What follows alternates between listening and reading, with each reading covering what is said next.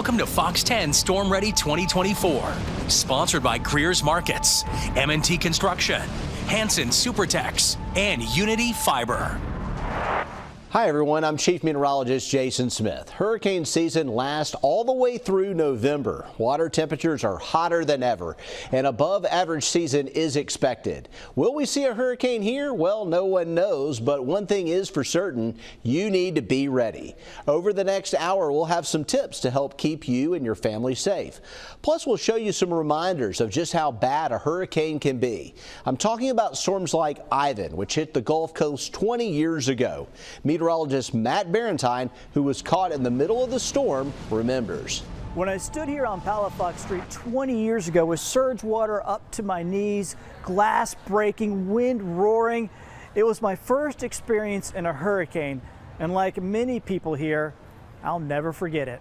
And this is what storm surge is. I'm in downtown Pensacola on Palafox Street at 3:10 on Thursday morning. When Hurricane Ivan roared into the Gulf Coast the morning of September 16, 2004, it was a Category 3 storm with winds of 120 miles per hour, a major hurricane that caused major destruction.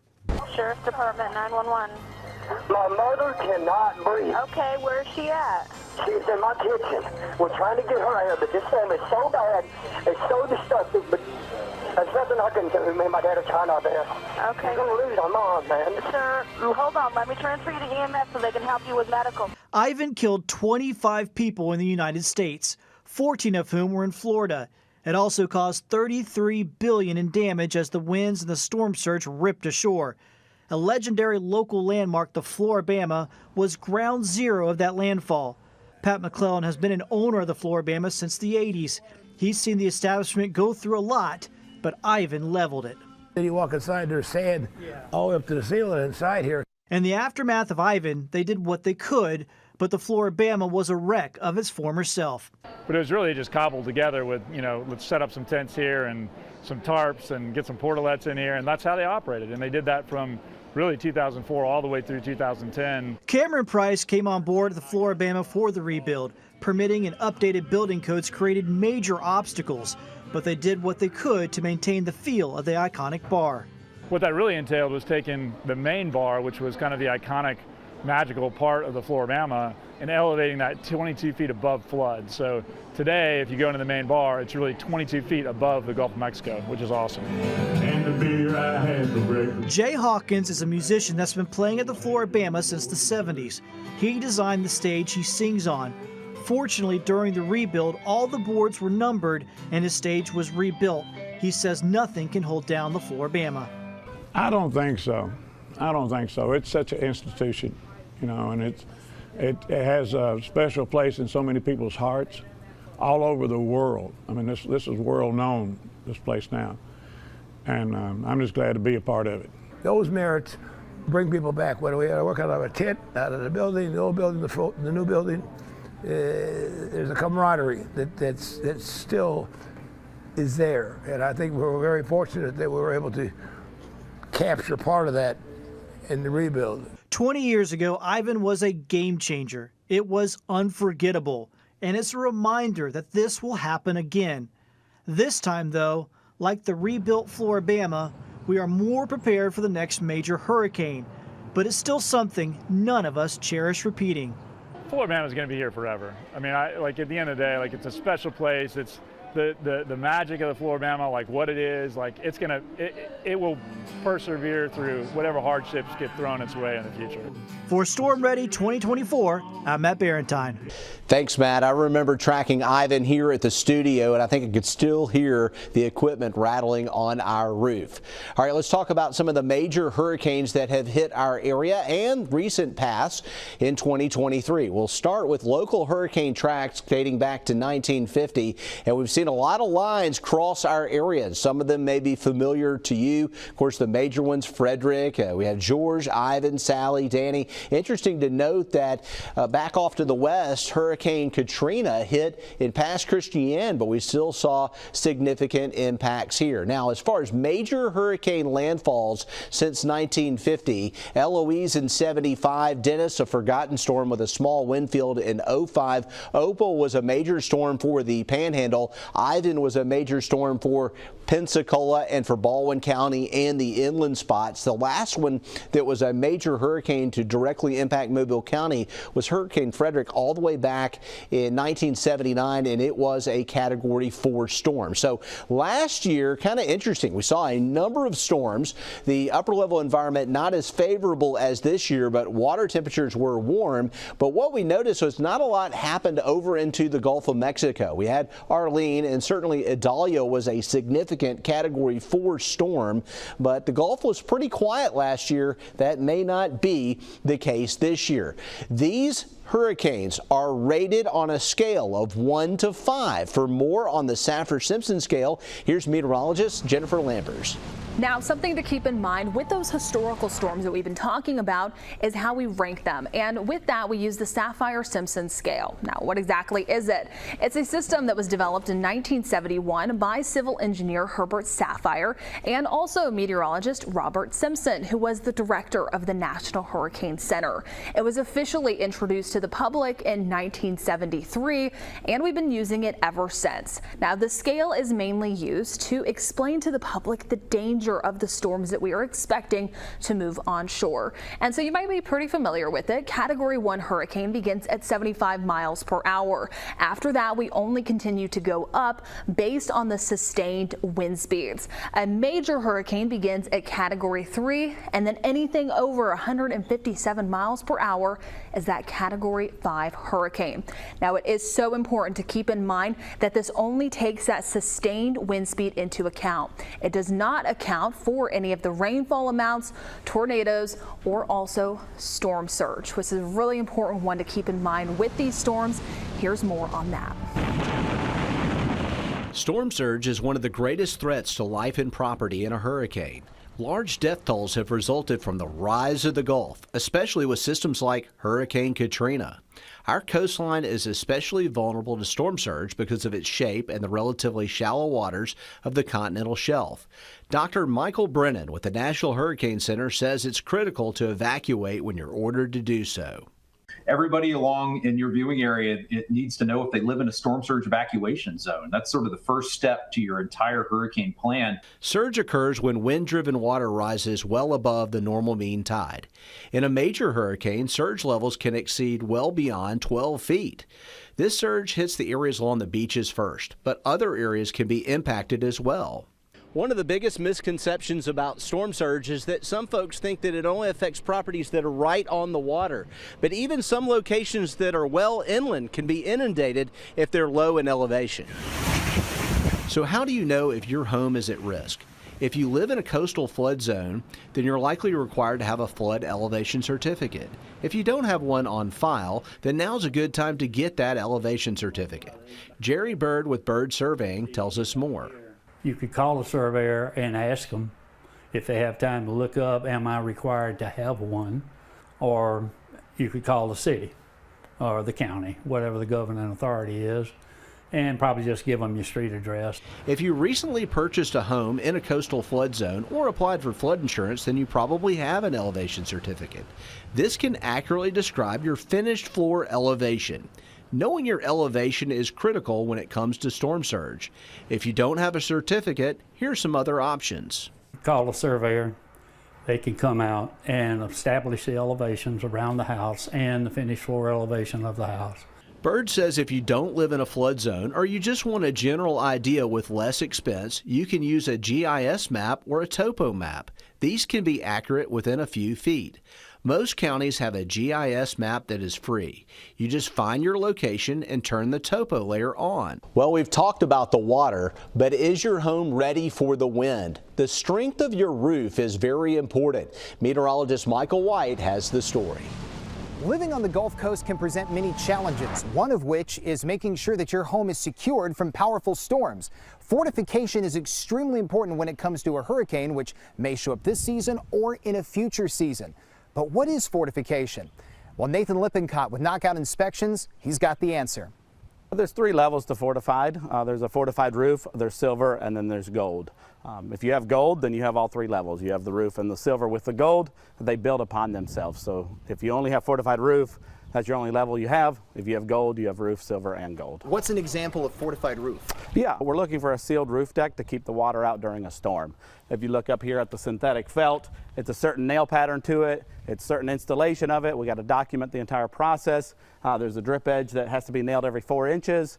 Again, and we document the whole process and we send it to IBHS to supply that certificate. So Nathan, what about that middle tier? What about silver? Yeah, silver is a great concept for a lot of homeowners. Silver has to do with impact protection on all your windows and doors and openings. A garage door has to be a certain design pressure rating. And then we got to look at soffit overhangs and gable bracing and outlookers on gables. So Nathan, what about that top tier? What classifies as a gold fortified home? Yes, for a gold fortified home, you do have to have an engineer involved, and they make it to withstand up to a Category 3 hurricane. And you're strapping the rafters to the wall to wall, and wall to foundation. You're trying to tie that down so it can withstand the high hurricane winds. Nathan, if you buy a gold fortified home, is it a one and done? That's a great question, Michael, and it is not. You do have to renew this certificate every 5 years. They want to make sure that you didn't make any additions to the home, that you didn't cut a doggy door into that design pressure rated door, any other components as well. We want to make sure that roof has 5 years of life left. If someone has an older home that is not fortified, are they at least able to get a fortified roof? Yeah, as a matter of fact, they can. The state of Alabama right now has a program that they open up every quarter called Strengthen Alabama Homes.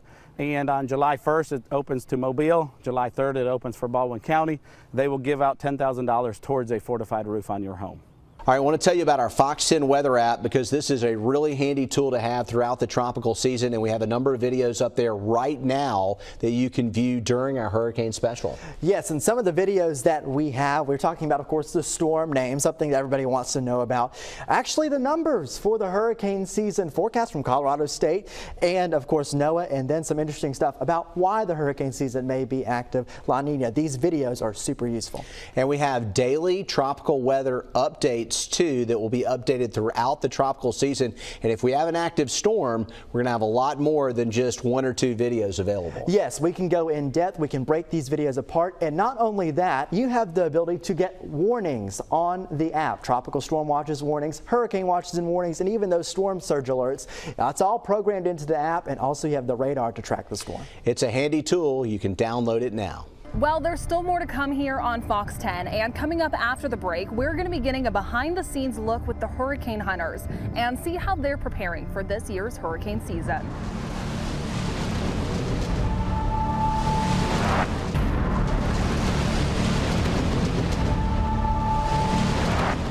As hurricanes strengthen and approach land, having the latest data is critical, Jennifer. That's exactly right. And the good news is that just down the road, we have the hurricane hunters that are located just right on the coast of Mississippi. And you've actually been out with the hurricane hunters. That's exactly right. 2 years ago, I had the opportunity to fly into Hurricane Ian as it was coming off the coast of Cuba. But this year, I got a behind-the-scenes look of how they're preparing for this year's season. The Hurricane Hunters, a one-of-a-kind organization that is part of the U.S. Air Force Reserve. They are the 53rd Weather Reconnaissance Squadron, a component of the 403rd Wing located at Keesler Air Force Base in Biloxi, Mississippi. Their mission to recruit, organize, and train assigned personnel to perform aerial weather reconnaissance. They are the only operational unit in the world performing these tasks year-round. They perform this task by dropping drop sondes directly into the storms. We talked with Captain Katrina, an aerial weather reconnaissance officer, to talk more about what these devices do. So what I'm holding here is one of our drop sondes. This is the weather instrument that we release out the plane. We release about 5 of these per pass through a hurricane. They collect temperature, dew point, wind speeds, pressure, as it falls from the plane all the way down to the surface.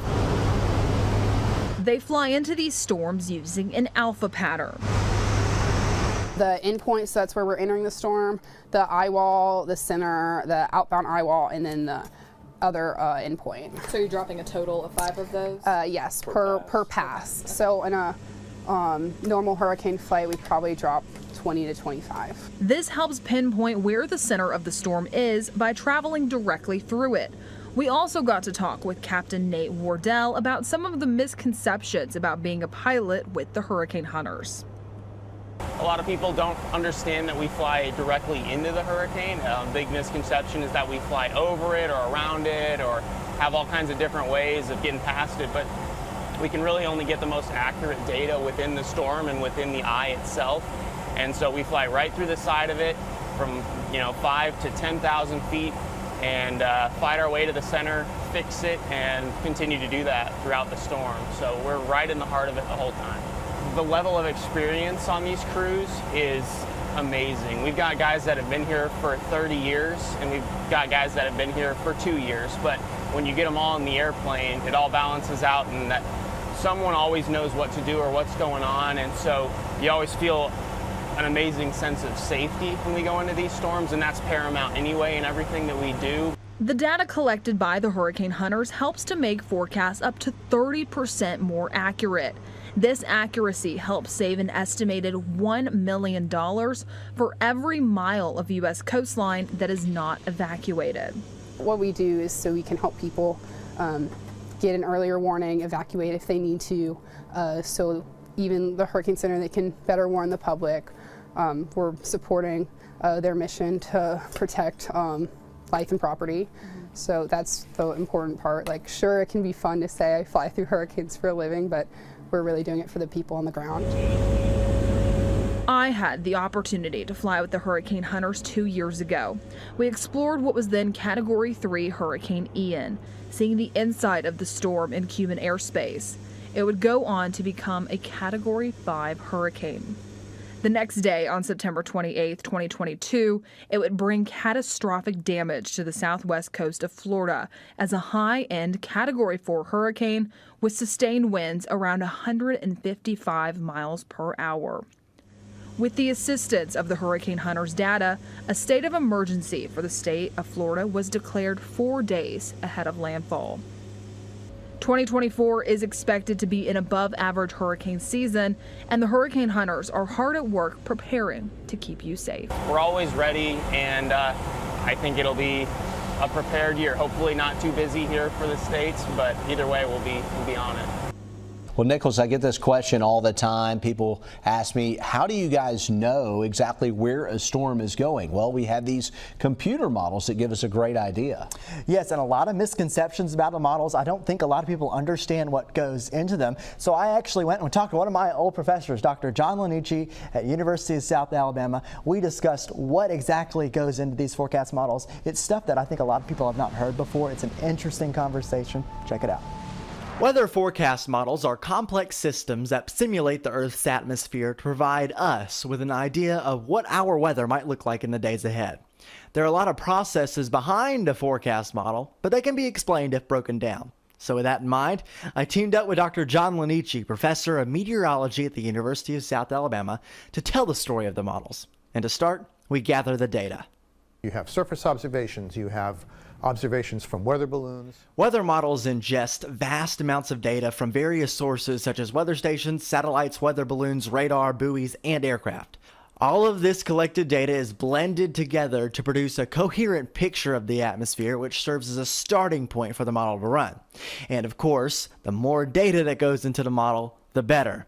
Dr. Lanici showed how the models have significantly improved over time, with satellite observation causing a notable boost in performance when introduced.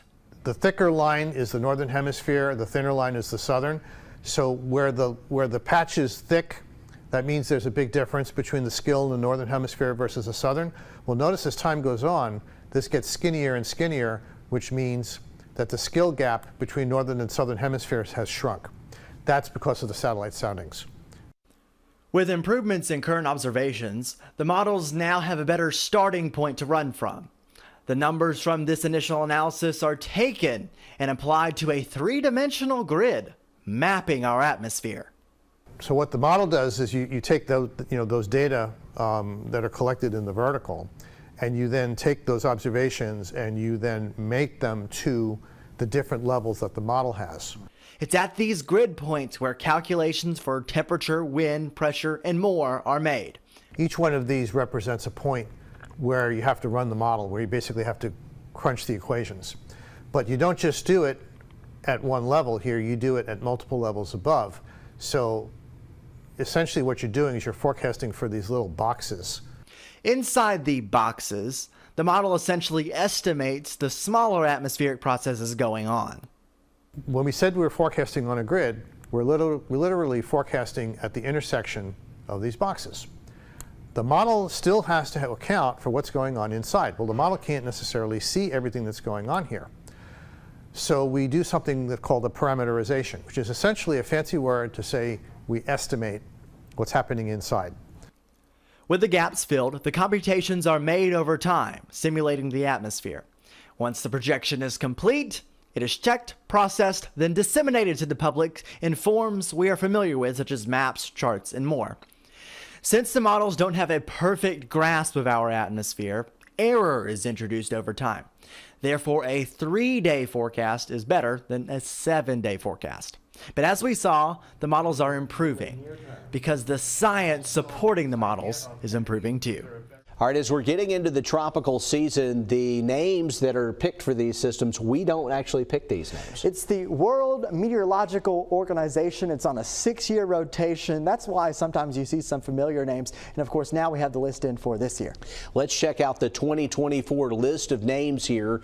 And checking it out, we have Alberto, Beryl, Chris, Debbie, Ernesto. This is the list right through here, Gordon, and go all the way down through Nadine and William. And you know, we have an active season that is predicted, Nicholas. So what happens if we use this list of names? Well, it's an interesting story. If you remember, back in 2020, we went to the Greek alphabet names, but we've had to change that because it looks like some of them could need to be retired. What do you do about retiring Greek alphabet? Well, you run into a problem there. So we have decided to go to a supplemental name list here behind me. Interesting, and these names are a little bit different. Adria all the way to Will, and the question is, do we ever see these names? Be an interesting thing, of course, to see with how active this season could be. Above average water temperatures, favorable upper level winds, we could see a very active season. One thing you need to be thinking about right now is how to protect your home if a storm heads your way. Some tips next.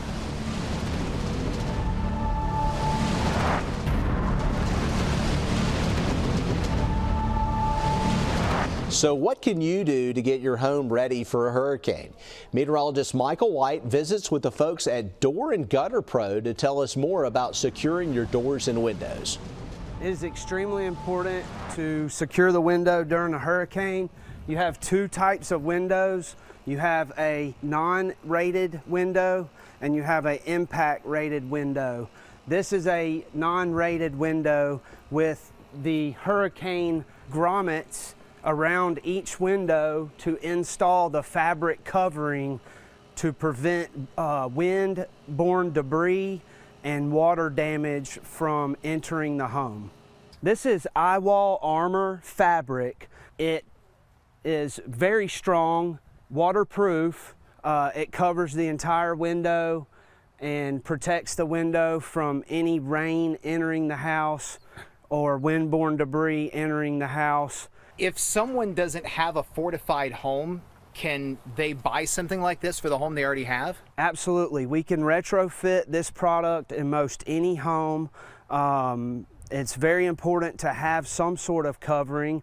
Plywood is cumbersome to deal with and hard to store. This stores very easily, and it is very easy to install. One person can install the product. How much wind speed can this particular screen take? Well, the screen has been tested up to 180 miles an hour and also been tested with a 9-pound 2x4 large missile. But our local building code is 130 miles an hour, so it well exceeds what our local code requires. Ben, we've talked about windows, but how important is it to have your garage door protected? It's very important. The garage door is the largest opening on the home, and it's very important to have a garage door that is a hurricane rated garage door. And in order to do that, from the building standard, you have to have these struts that reinforce the door, which brings the door up to a -30, +30. Wow. Which is the pressure that they're looking for to meet the current building code. Is this particular door fortified? Yes, this door here meets the current standards of fortified. It has the strutting and it has the brackets on the track. It's a heavier gauge door that allows the door to withstand up to 130 to 150 mile an hour wind.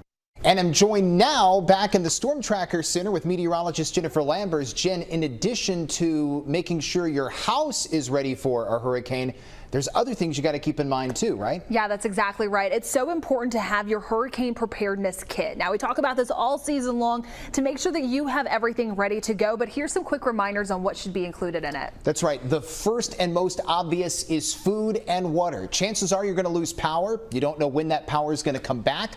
You want to make sure that you have bottled water, purified water ready to drink, and food that is non-perishable and fresh for you and your family. Yeah, and this one is mainly ahead of the storm. If we have something coming our way, make sure that you keep your gas tank full. In case we are in the hurricane storm cone, just make sure that you have also any of those extra gas tanks on hand as well in case you do need to use that generator.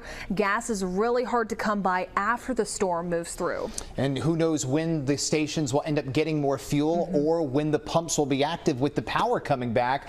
Speaking of, you don't know when you'll be able to watch television with the power out, so you got to make sure you have batteries for radios and phone chargers. You need to be able to listen to news broadcasts on cleanup efforts and be able to charge those phones. That way you can get alerts via your wireless device. It is critical because at any point, especially with hurricanes we've seen on the Gulf Coast, you don't know exactly when that power might be restored. And also, this is something that you can do now. Make sure you have extra cash on hand. Go ahead and put it inside that hurricane kit. That way, in case there is power outages and we can't use some of those credit card readers, cash is always a great thing to have just in case you find yourself needing it. I'm so guilty about not carrying cash. I'm an electronic and Apple, Pay guy, so that is something that you've got to make sure you have. And also, and this is one I've forgotten before, medicines and prescriptions, because pharmacies will likely be closed. You need to make sure that you have all the medicines you need and prescription medications that you have, especially if you're going to be leaving your home and going to a different location or a storm shelter in the event a hurricane passes through. And so some great things to keep in mind of things you can prepare for right now to include in that kit, and also things that you should double check are in there ahead of the storm. Thanks, Jen. Every year you'll see predictions about how many hurricanes there will be. So what goes into those predictions? You'll hear from an expert when Storm Ready 2024 continues. You're watching Fox 10 Storm Ready 2024, sponsored by Greer's Markets, M&T Construction, Hanson Supertex, and Unity Fiber. It's been nearly 4 years since Hurricane Sally hit the Gulf Coast with sustained winds of 110 miles per hour. What made Sally even more destructive was its forward speed. At landfall, it was just moving 2 miles an hour, delivering an extended punch centered along the Alabama-Florida line. Meteorologist Matt Barentine spoke with someone who lived through the roughest part of the storm. Worse than any other hurricane. And I remember Hurricane Camille. So everyone since then, this is more damage than all of those. It's like a Frederick with 30 inches of rain with it. That was Gary Underwood when we spoke to him 4 years ago after Hurricane Sally's landfall. He's a pecan farmer in central Baldwin County. He lost half of his trees that take 15 years to mature and many more to produce profits.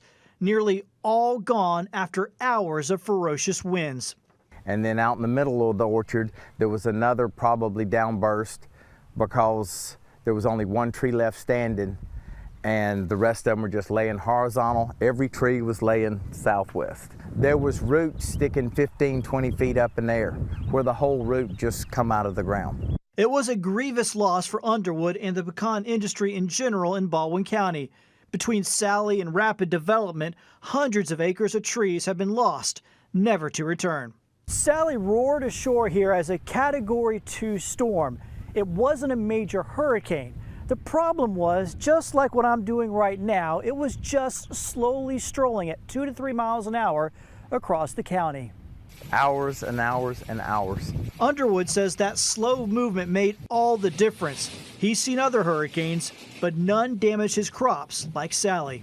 They beat us to death, but at least they were moving. Right. You know, where this one wouldn't move. It was just creeping. Sally goes to show that a slow, erratic storm can do as much or more damage than a stronger, faster-moving storm.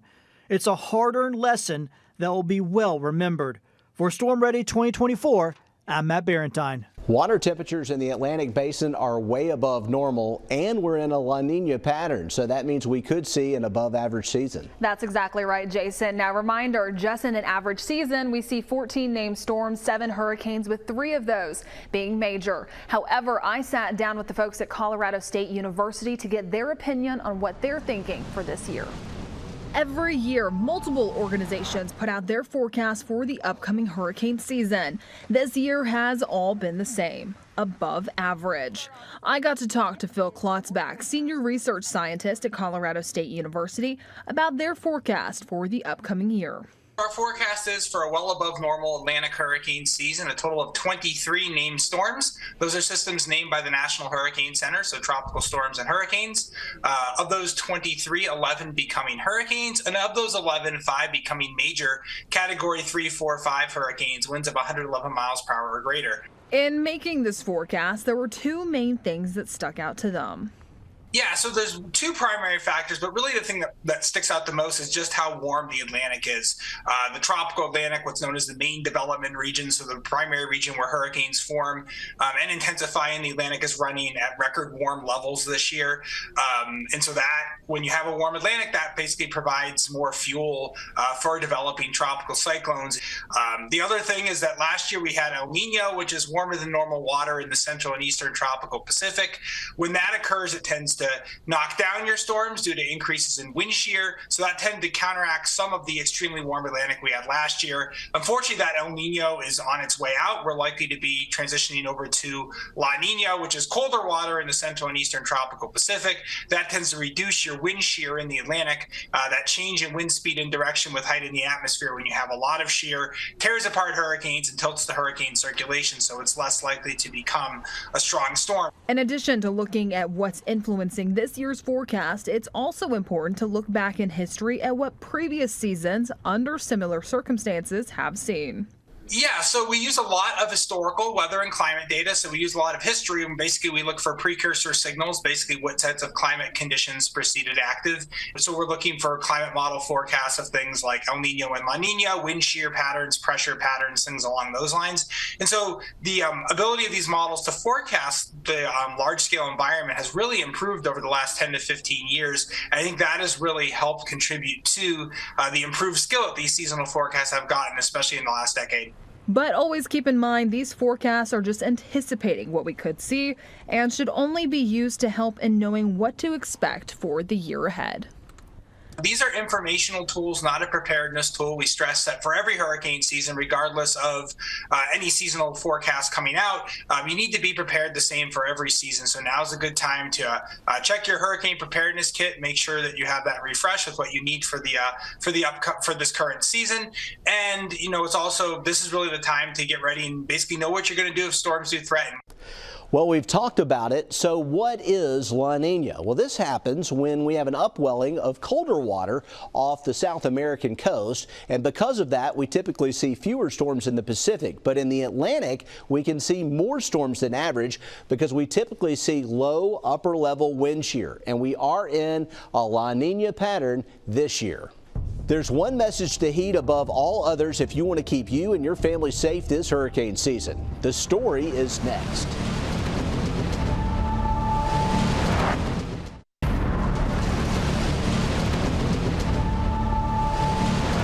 When you make that hurricane plan, you need to figure out where you might go if you have to evacuate. And the question may be, what road should I take? Here's Nicholas Herboso with more. It's important to have an evacuation plan ahead of a storm. First off, know the local roads around you that will take you note. You're looking at some of the roads in South Mobile County, things like Dauphin Island Parkway. Know those local roads so you can start on your journey. Also understand that you do not have to go far. Just going to a sturdy structure a few miles inland may be enough to evacuate. Now, of course, you have the major roads, Highway 98, Interstate 65, all will take you out of northern Mobile County. In Baldwin County, you have roads like 98, 181, Highway 59, and then of course Interstate 65 inland. Interesting thing about Interstate 65 in Baldwin County, all lanes may go all northbound. It's called contraflow, enacted on a case-by-case basis. In the Florida Panhandle, you have many roads that you can take. Florida Highway 29, 87, and 85. And don't forget Interstate 10, eastbound and westbound. Here's some important notes about hurricane evacuation. Most important, know your evacuation zone. Know where you live if an evacuation is ordered. Plan for multiple options on where to go and how to get there, and do this ahead of time.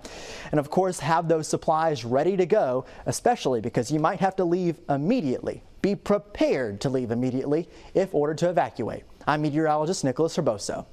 Well, for this upcoming hurricane season, a really good resource to get is our 2024 Fox 10 Hurricane Guide. In it, you'll find all kinds of great information to really help you out, a good checklist of your hurricane supplies, the safety precautions you need to take, and of course, a good old map that you can plot along with us at home when the hurricanes do pop up. Once again, it's our 2024 Hurricane Guide. You can find them at any Greer's and also right here at our Fox 10 studios. Fox 10 is committed to showing you the weather conditions live year-round. A look inside Storm Tracker technology when Storm Ready 2024 continues.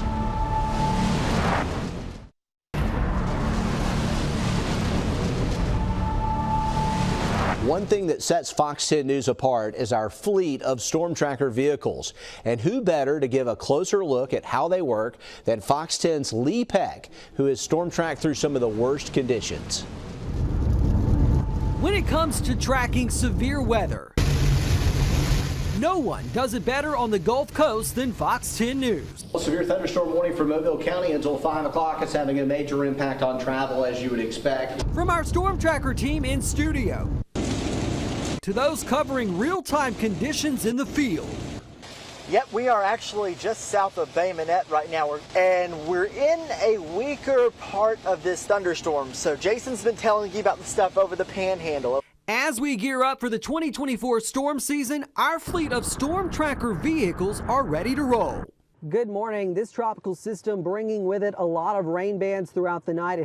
Equipped with the latest technology, including 360 cameras atop the vehicles and a mini TV station setup inside the SUVs, including Wi-Fi, allowing us to not only storm track, but do live broadcasts showing you everything from damage to road conditions. Responding to a number of wrecks. This one of them we caught on our Storm Tracker camera.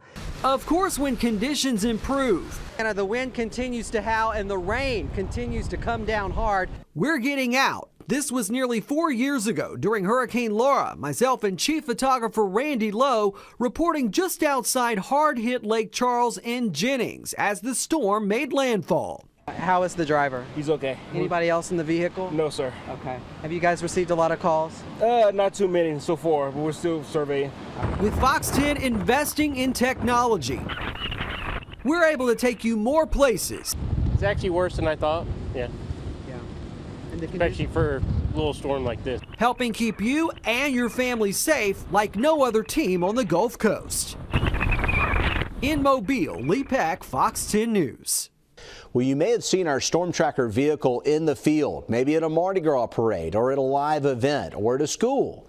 Well, how does all the stuff work around the truck? For more on that, here's meteorologist Nicholas Herboso. We're out here looking at the Fox 10 Storm Tracker truck, showing you all the technology that we use. You can see here it is with all of our lights. We have a lot of features on this. So you can see our flashers. We also have light bars so we can see at night. You can see the dome camera up top there. I have weather instruments, much much more that we can use. I'm going to show you the passenger side. This is where our driver sits. Also, we have room for one passenger. A lot of times during severe weather, I push this forward. And then take a look at this here. I've got multiple phone holders so we can do live streams and stuff.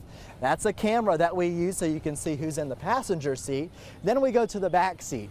This one is where all the magic happens. I'm going to hop in here. Got a GoPro, a light, a camera controller for those cameras that are up top there, a whole bunch of computers, even a laptop, all with internet access so we can show you what's going on in the storm. The National Hurricane Center is in charge of keeping us all aware of potential danger. I spoke with the NHC director about the 2024 season, and you'll see that next.